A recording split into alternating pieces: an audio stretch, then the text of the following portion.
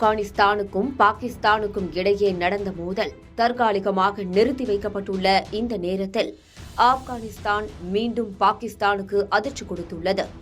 ஆப்கானிஸ்தானின் இந்த நடவடிக்கையால் பாகிஸ்தான் என்ன செய்வது என்று தெரியாமல் தவித்து வருகிறது. கடந்த ஏப்ரல் மாதம் ஜம்மு காஷ்மீர் பஹல்காமில் தீவிரவாதிகள் தாக்குதல் நடத்திய சம்பவம் உலகம் முழுவதும் பெரும் அதிர்வலைகளை ஏற்படுத்தியது. இந்த சம்பவத்தை தொடர்ந்து இந்தியா ஆபரேஷன் சிந்தூர் மூலம் பாகிஸ்தானுக்கு பதிலடி கொடுத்தது. இந்த தாக்குதலில் பாகிஸ்தான் நிலை குலைந்து போனது. அடுத்தடுத்து பாகிஸ்தான் மீது பல்வேறு அதிரடி நடவடிக்கைகளை இந்தியா எடுத்தது. குறிப்பாக பாகிஸ்தானுக்கு செல்லும் சிந்து நதி நீரை நிறுத்தியது. இதன் மூலம் பாகிஸ்தானுடன் மேற்கொண்டு இருந்த 65 ஆண்டுகால ஒப்பந்தத்தை இந்தியா முறித்துக் கொண்டது.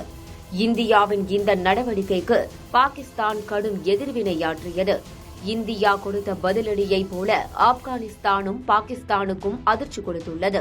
கடந்த சில தினங்களுக்கு முன் ஆப்கானிஸ்தானில் உள்ள தெஹ்ரிக்-இ-தலிபான் அமைப்பின் தலைவர் நூர் வாலி குறிவைத்து போர் விமானங்கள் மூலம் பாகிஸ்தான் ராணுவம் அதிரடி தாக்குதல் நடத்தியது. இதற்கு பதிலடி கொடுக்கும் விதமாக களமிறங்கிய தலிபான் படைகள் பாகிஸ்தான் எல்லையில் புகுந்து தாக்குதல் நடத்தினர். பின்னர் அமெரிக்கா உள்ளிட்ட பல இஸ்லாமிய நாடுகளின் தலையீட்டால் இருதரப்புக்குமான மோதல் நிறுத்தப்பட்டது.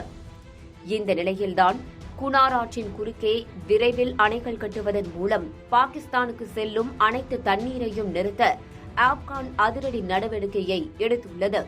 இந்தியாவை போல் எல்லை பிரச்சினையில் பாகிஸ்தானுக்கு எதிராக ஆப்கான் இந்த நடவடிக்கையை மேற்கொண்டுள்ளதாக கூறப்படுகிறது.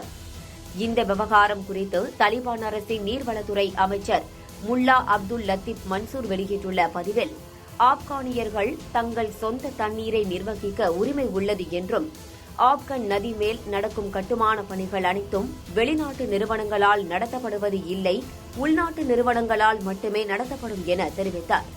குனார் நதி குறுக்கே அணை கட்டினால் பாகிஸ்தானுக்குள் பாயும் அனைத்து ஆறுகளும் வறண்டு போய்விடும்.